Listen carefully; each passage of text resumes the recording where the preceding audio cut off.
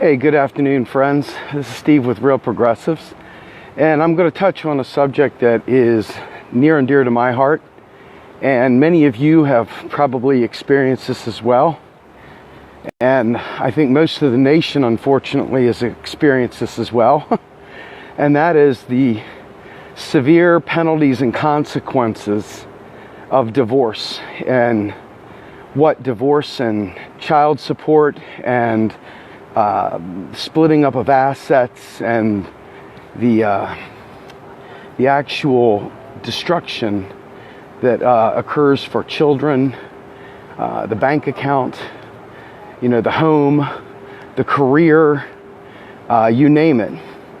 And as of right now, our society is largely wrapped up in this. We want to make divorce easy. We want to make getting in and out of these contracts easier. But the flip side is that we want to make it punitive. And so how do we make sure that everybody walks away from these divorces and walks away and allows their families to be kept whole, even though they're not together anymore? I think it's very important that as a nation, we start to take a hard look at how we administer laws so that people are able to stay whole and not destitute, and so that we're able to support both sides of that ledger, both the custodial parent and the non-custodial parent, to enhance non-custodial parent rights, to enhance the overall experience for children, because so much of our problems, so many of the things that we have failed on as a nation come directly from divorce. Divorce has wreaked havoc on better than 50% of the marriages in this nation as it stands. So what happens when a family splits apart and the assets are gone and one person is forced to work two jobs and the other person is forced to work a job and raise children, etc.? And everybody's sitting there giving half of what they've got, and they're not able to focus on the kids because they're too worried about whether they can pay their bills or not. Too much of that has stemmed directly from our divorce culture in this country. And it's not that divorce is bad or good, it's that our laws that we have in place and the way we administer family court have sorely been placed in the era of patriarchy and are not in a position that really support the best interest of the family unit as a whole. It doesn't do any good for our children for one parent to be completely and utterly destitute while the other one moves on and has a life and has income coming in and so forth, be it man or woman. This is not a gender issue, although there's some gender statistics out there that might make it appear such. The fact is that patriarchy is largely responsible for the laws on the books that make things go the way they go. And so, we hear a lot about deadbeat dads, and we hear a lot about, the pain and suffering of domestic abuse. But what we don't really talk about, because we try and downplay it, and we try to shame the non-custodial parent for belly aching about, child support and this, that, and the other. But the fact is, they still got to support themselves. They still got to live. They've still got to move on. They've still got to have the ability when those kids come on the weekends and so forth to be able to provide shelter for them, or they end up losing their rights. They can't end up having their children with them. So it's very, very important to me that our laws begin to match up with the reality that unfortunately most marriages end in divorce in this country. And I think that there's a lot of vultures out there that swoop in and completely make their living off of the divorce industry, and families being torn apart and children being torn from adults and their parental figures and so forth. Not every divorce is a divorce about some horrible guy that cheated on his girl, and not every divorce is about some lady that was cheating on her man. Sometimes people just don't get along.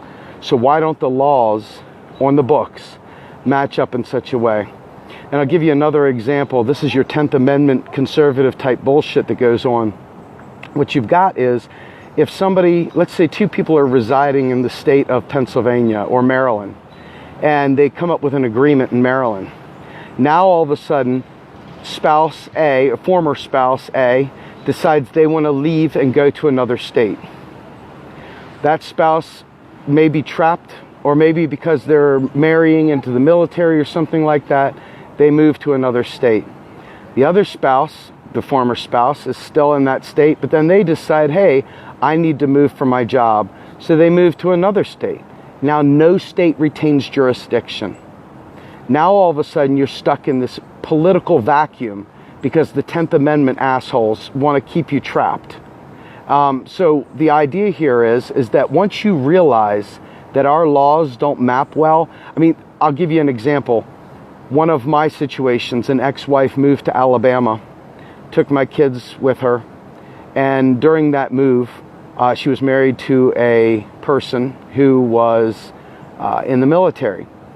And once I left the state that our original filings were in, to take anyone back to court for any kind of violation of custody orders, etc., one of the people had to physically be residing in that state because the state laws said if nobody's there, the state has no compelling interest to hear the case. So once both people leave that state, there's literally nothing there. There's nothing compelling the other spouse to let the individual see the kids. There's nothing compelling. Everything is about, hey, fly your kids down to where the state that your children are now residing. That's what you'd have to do. So unless you have 50 people willing to pay for their flights down to the other state, you're sitting there by yourself in a courtroom. Unless the court somehow or another allows you to have a remote courtroom, which is at the pure discretion of that judge, whether or not they make accommodations for such. So none of our laws on the books today are really set up with the reality of what our modern society has become. And they are really, really harming children. They are creating a situation where children are unable to be a part of the lives of one of both parents, depending on the situation. You've got an entire industry founded on keeping things as it is. And, I'm purposely staying gender neutral because I don't want anyone to talk to me as if I was the misogynist or misandrist or anything like that. This is purely a legal structure founded in patriarchy that if we ever want to see the kind of changes to society we need to overcome, and we need to really evaluate what it looks like for a federal domestic law. Laws that control custody, visitation, etc. should not be state by state. They should be federal. And if they're not federal, there should be a law that connects each of the jurisdictions so that no one is trapped flying all over the country trying to chase their children down to be able to see them.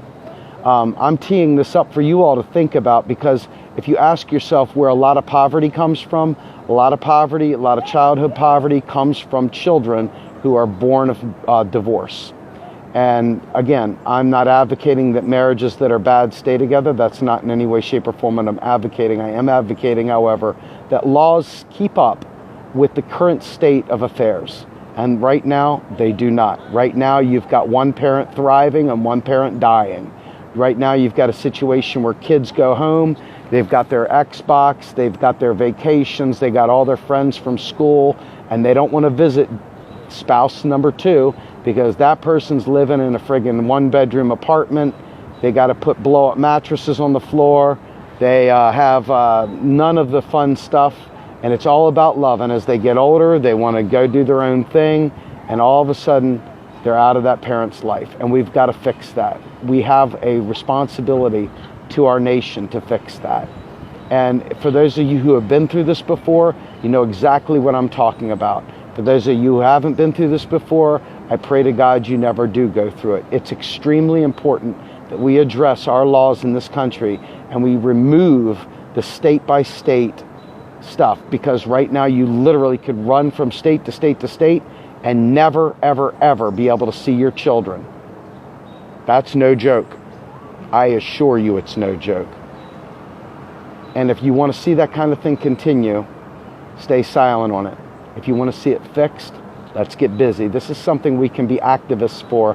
Both men and women should be able to join arms and join forces to create fair domestic laws that help families heal, not get punitive vengeance, not get damages, not that nonsense, but literally so people walk away whole so that the kids are not stuck choosing between disaster A and disaster B. This is Steve with Real Progressives, hoping I made you think today.